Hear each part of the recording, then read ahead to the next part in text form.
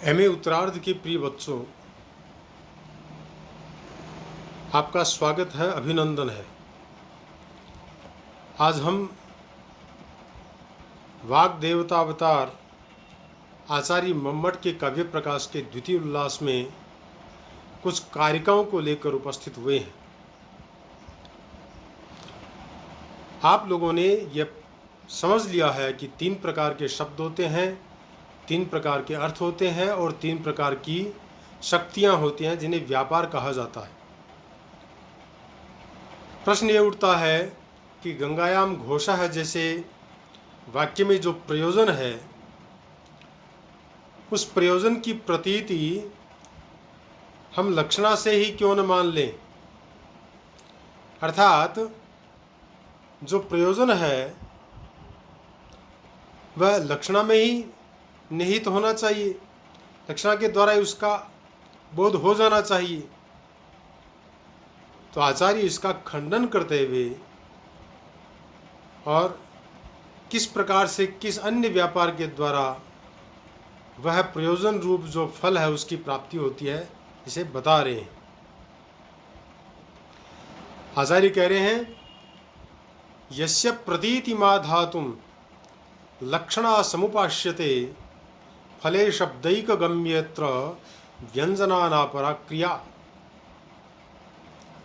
अर्थात प्रयोजन प्रतिपिपादयिषया यत्र लक्षणया शब्द प्रयोगः तत्र नान्यतः तत्प्रतीतिः अपितु तस्मात् एव शब्दात् न जात्र व्यंजनादृते अन्यो व्यापारः। अर्थात जिसकी प्रतीति का आधान करने के लिए लक्षणा की उपासना की जाती है, यहाँ पर एकमात्र शब्द के द्वारा प्रतीत होने वाले उस फल में व्यंजना को छोड़कर अन्य व्यापार नहीं होता। अर्थात व्यंजना ही एकमात्र व्यापार होता है जो उस प्रयोजन रूप फल की प्राप्ति कराने वाला होता है। वृत्ति में भी उन्होंने कहा है कि प्रयोजन के प्रतिपादन की इच्छा से जहाँ लक्षणा से शब्द प्रयोग किया जाता है, वहाँ किसी अन्य से उसकी प्रतीति नहीं होती, किंतु उसी शब्द से होती है, अर्थात व्यंजक शब्द से ही होती है। यहाँ पर व्यंजना को छोड़कर अन्य व्यापार की कल्पना हो ही नहीं सकती, क्योंकि व्यंजक शब्द से व्यंग्य रूप फल की प्राप्ति करने के लिए हमें व्यंजना रूप व्यापार को ही प्राप्त करना पड़ेगा, उसका ही सहयोग लेना पड़ेगा। क्योंकि अभिधावृत्ति एक बार अपना कार्य करके शांत हो जाती है, उसी प्रकार से जो लक्षणावृत्ति है वह भी अपना कार्य करके और निरत हो जाती है, पुनः वह प्रवृत्त नहीं होती। इस अवस्था में ऐसा कौन सा व्यापार है जो उस प्रयोजन रूप फल को प्राप्त कराने वाला होता है। इसी बात को यहाँ पर बताया गया है कि वह प्रयोजन रूप जो फल है उसकी प्राप्ति व्यंजना व्यापार के अतिरिक्त किसी अन्य व्यापार के द्वारा नहीं हो सकती है। 23वें सूत्र में हेतु की प्रतिज्ञा की गई है। प्रश्न यह है कि कोई व्यक्ति जब वाचक शब्द के द्वारा ठीक रूप में अपनी बात कह सकता है, तब वह बाधित शब्द का प्रयोग करता ही क्यों है? क्या इसमें दोष नहीं होता? इसका उत्तर यह है कि जहाँ वक्ता कोई विशेष अभिप्राय सिद्ध करना चाहता है, वहीं पर वह बाधित शब्द का प्रयोग करता है। वह सीधे भी कह सकता है कि गंगायाम घोषः, इसकी जगह पर अहीर का घर गंगा तट पर है, किंतु वह जानबूझकर गंगायाम घोषः, गंगा में घर है, इस बाधित शब्द का उसकी रमणीयता, शीतलता, पावनता और स्पृहणीयता प्रकट करने के लिए प्रयोग करता है। इस प्रकार यह सिद्ध हो जाता है कि उसकी मनसा स्थान की शीतलता, पावनता इत्यादि को प्रकट करना ही है। शास्त्रीय भाषा में इस मनसा को ही प्रयोजन कहा जाता है। जहाँ इस प्रकार का प्रयोजन विद्यमान होता है या विद्यमान नहीं होता है, वहीं यदि वह शब्द प्रयोग परंपरा से रूढ़ नहीं हो चुका तो दोष ही माना जाएगा। अब प्रश्न यह उठता है कि प्रयोजन की प्रतिपत्ति होती किस प्रकार है। इतना तो निश्चित है कि इसकी प्राप्ति के लिए किसी शब्द का ही कोई व्यापार मानना पड़ेगा, क्योंकि इसकी प्रतीति शब्द से ही होती है। अन्य प्रत्यक्ष इत्यादि साधक इस दिशा में अकिंचित कर सिद्ध होते हैं। जब शब्द का ही कोई व्यापार मानना है, तब यह भी निश्चित ही है कि उसका व्यंजना से भिन्न कोई अन्य व्यापार प्रयोजन प्रतिपत्ति करा ही नहीं सकता। यहाँ पर अर्थापत्ति से व्यंजनावृत्ति सिद्ध होती है। जिस प्रकार मोटा देवदत्त रात्रि में भोजन करता है, इस वाक्य में मोटापे के अन्यथा सिद्ध न होने से उसका दिन में भोजन करना अर्थापत्ति से ज्ञात हो जाता है। उसी प्रकार गंगा में घर, इस कथन से शीतत्व पावनत्व की प्रतीति जब किसी अन्य प्रमाण या शब्द की किसी अन्य क्रिया से नहीं सिद्ध हो पाती, तब अर्थापत्ति से व्यंजना की सिद्धि ही हो जाती है।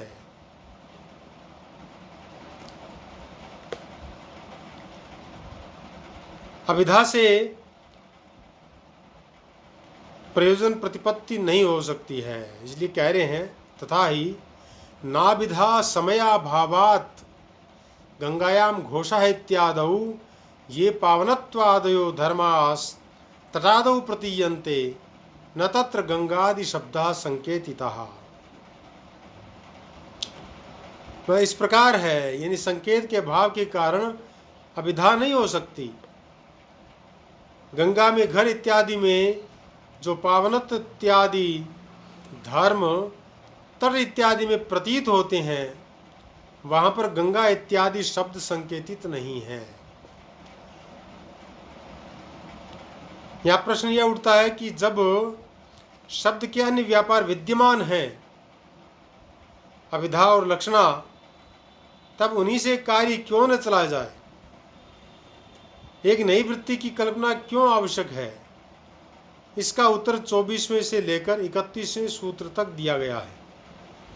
24वें सूत्र में बतलाया गया है कि गंगा में अहिर का घर, इसमें पावनत्व इत्यादि धर्मों की जो प्रतीति होती है वह अभिधा से संभव नहीं है, क्योंकि गंगा पद की शक्ति पावनत्व इत्यादि धर्मों में नहीं है।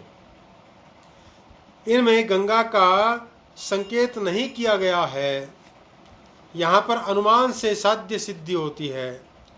अनुमान का स्वरूप होगा लक्षणा स्थल में प्रयोजन की प्रतिपत्ति अभिधा से नहीं होती, क्योंकि शब्द का संकेत प्रयोजन में नहीं होता। जैसे लक्ष्यार्थ की प्रतीति अभिधा से नहीं हो सकती, यहाँ पर लक्षणा स्थल पक्ष है। अभिधा से प्रयोजन प्रतिपत्ति न हो सकना साध्य है, संकेताभाव हेतु है, और लक्ष्यार्थ की प्रतीति में अभिधा की असमर्थता उदाहरण है। फिर कह रहे हैं कि हेतु भावान्न लक्षणा, हेतु से ही क्यों न उसका जो फल है प्रयोजन है उसको मान लिया जाए। तो कह रहे हैं कि हेतुओं के अभाव के कारण लक्षणा नहीं हो सकती। लक्षणावृत्ति से हम प्रयोजन को प्राप्त कर लें, प्रयोजन रूप जो फल है उसको प्राप्त कर लें, तो कह रहे हैं कि नहीं हो सकता ऐसा। क्यों? क्योंकि मुख्यार्थ बाधादि त्रयम हेतु, क्योंकि हेतुओं के अभाव के कारण लक्षणा नहीं हो सकती, और मुख्यार्थ बाद, मुख्यार्थ योग और प्रयोजन, ये तीन हेतु होते हैं जिनका पूरा होने पर ही वास्तव में लक्षणावृत्ति प्रवृत्त होती है। इसलिए यहाँ पर ये तीनों हेतु बनते नहीं हैं।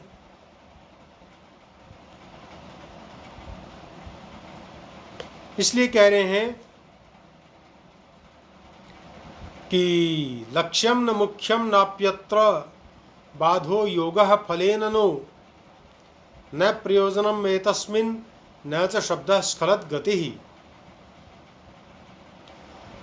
वह इस प्रकार से है कि लक्ष्य मुख्य व्यापार, लक्ष्य जो है मुख्य यानी मुख्यार्थ नहीं है, यहाँ पर बाध भी नहीं होता, फल के साथ योग भी नहीं है, और इसमें कोई प्रयोजन भी नहीं है, और शब्द गति स्खलित भी नहीं होती है। प्रश्न यह उपस्थित होता है कि प्रयोजन प्रतिपत्ति में अविधा न सही लक्षणा से ही क्यों न काम चला जाए। जब 2 बार लक्षणा मान लेने से काम चल सकता है, तब एक अन्य वृत्ति की कल्पना व्यर्थ है। इसका उत्तर 25वें सूत्र में दिया गया है। इसमें कहा गया है कि यहाँ पर दूसरी बार लक्षणा का उत्थान नहीं हो सकता, क्योंकि यहाँ लक्षणा के हेतु उपस्थित नहीं है। अतः सामग्री के अभाव में लक्षणा हो ही नहीं सकती। पहले बतलाया जा चुका है कि लक्षणा में 3 हेतु होते हैं: मुख्यार्थ बाध, मुख्यार्थ संबंध और रूढ़ि और प्रयोजन। इन दोनों में से कोई एक। ये जहाँ विद्यमान नहीं होते वहाँ लक्षणा नहीं हो सकती है। लक्षणा का पहला हेतु है मुख्यार्थ बाध। गंगा शब्द जो है उसका मुख्य अर्थ है धारा, उसका बाध हो जाता है, क्योंकि धारा में अहीर का घर बन सकना संभव नहीं है।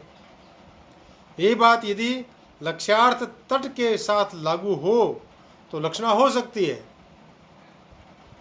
किंतु एक तो तट जो अर्थ है वह मुख्यार्थ नहीं है, वह लक्ष्यार्थ है।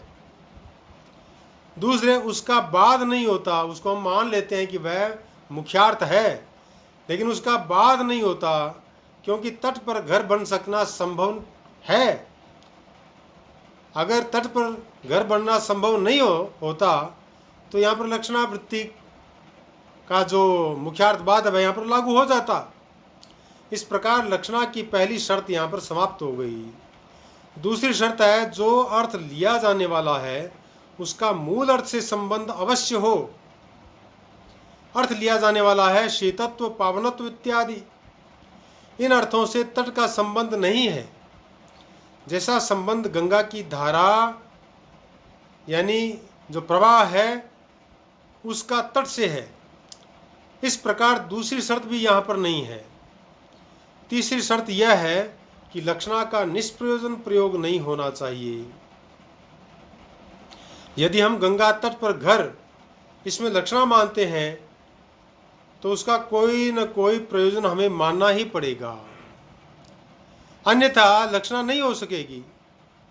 किंतु यहाँ पर प्रयोजन में लक्षणा माने में कोई दूसरा प्रयोजन भी नहीं है। यहाँ यह कहा जा सकता है कि क्यों न उक्त तीनों हेतुओं के अभाव में भी लक्षणा मान ली जाए। एक नई वृत्ति मानने की अपेक्षा तो मान्यता प्राप्त लक्षणा वृत्ति में कुछ संकोच के साथ उसकी गतार्थता मानना अधिक सुगम है। ठीक है, काश ऐसा हो सकता, किंतु लक्षणा तो वहीं पर होती है जहाँ मूल शब्द उस अर्थ को कहने में असमर्थ हो, तभी उक्त तीनों हेतुओं के आधार पर लक्ष्यार्थ लिया जा सकता है। जैसे गंगा शब्द मुख्यार्थ बाध इत्यादि 3 हेतुओं के अभाव में तट का बोध नहीं करा सकता, इसलिए लक्षणा हो जाती है। ऐसी बात प्रयोजन के विषय में नहीं है। गंगा शब्द स्वभावतः शीतलता और पावनता की प्रतीति करा देता है। वह उस अर्थ के परिचय कराने में असमर्थ नहीं है, इसलिए लक्षणा नहीं हो सकती। आचार्य मंबट ने स्वयं ने वृत्ति में कहा है, यथा गंगा शब्दः स्रोतसि सबाधः इति तटम लक्षयति तद्वत् यदि तटे विषबाधः स्यात् तत्प्रयोजनं लक्ष्येत न च तटम मुख्योऽर्थः नाप्यत्र बाधः न च गंगा शब्दार्थस्य तटस्य पावनत्वाद्यैर्लक्षणीयैः शब्द संबंधः नापि प्रयोजने लक्ष्ये किंचित प्रयोजनं नापि गंगा शब्दस्तटम एव प्रयोजनं प्रतिपादयितुम् असमर्थः। इस प्रकार आचार्य मम्मट ने यह स्पष्ट रूप से समझा दिया है कि जो प्रयोजन रूप फल है उसकी प्राप्ति न तो अभिधावृत्ति से हो सकती है, क्योंकि वह पुनः प्रवृत्त नहीं हो सकती, वह एक बार प्रवृत्त हो चुकी है, मुख्यार्थ को उसने बता दिया है, उसके बाद में वह पुनः प्रवृत्ति नहीं होती। इसलिए हमें नाविधा समयाभावात के द्वारा यह कहना पड़ा है कि समय के अभाव के कारण से वह पुनः प्रवृत्त नहीं हो सकती है। इसी प्रकार से फिर कहा कि फिर हम लक्षणावृत्ति से ही काम चला लें, क्योंकि लक्षणावृत्ति के द्वारा अगर हम ऐसा कर लेते हैं यानी प्रयोजन को प्राप्त कर लेते हैं तो एक नई व्यंजना रूप जो शक्ति है उसको मानने की आवश्यकता ही नहीं रहेगी। यानी फालतू 3 व्यापार मानेंगे, उससे अच्छा है लक्षणावृत्ति से ही काम चला रहे। तो यहाँ पर यह स्पष्ट कर दिया गया है कि लक्षणावृत्ति के द्वारा भी यहाँ पर उस प्रयोजन रूप फल को प्राप्त नहीं कर सकते, क्योंकि लक्षणावृत्ति के द्वारा अगर हम उस प्रयोजन रूप फल को प्राप्त करेंगे तो जो लक्ष्यार्थ आपने प्राप्त किया है, गंगा के तट पर घर है, वहाँ पर उसको हम पहले तो मुख्यार्थ माने जो कि लक्ष्यार्थ है। वास्तव में गंगा तटे घोषः है, ये लक्ष्यार्थ है गंगायाम घोषः का, लेकिन उसको हम मान लेते हैं तो उसको मुख्यार्थ मान लेने पर भी वहाँ पर फिर जो मुख्यार्थवाद है वो मुख्यार्थ योग है और जो प्रयोजन है वहाँ पर सिद्ध नहीं हो सकते। इसलिए महाराज हमें यहाँ पर व्यंजना व्यापार के अलावा किसी अन्य व्यापार को स्वीकृत करने का अवसर ही प्राप्त नहीं होता है। अर्थात प्रयोजन रूप फल की प्राप्ति एकमात्र व्यंजना व्यापार से ही हो सकती है, किसी अन्य व्यापार से नहीं हो सकती है। प्यारे बच्चों, आज हम इतना ही विषय लेंगे। आगे का विषय पुनः हम काव्य प्रकाशकार के द्वारा किस प्रकार से काव्य प्रकाश में बतलाया गया है उसको लेकर के हम उपस्थित होंगे। तब तक जयतु भारतम, जयतु संस्कृतम।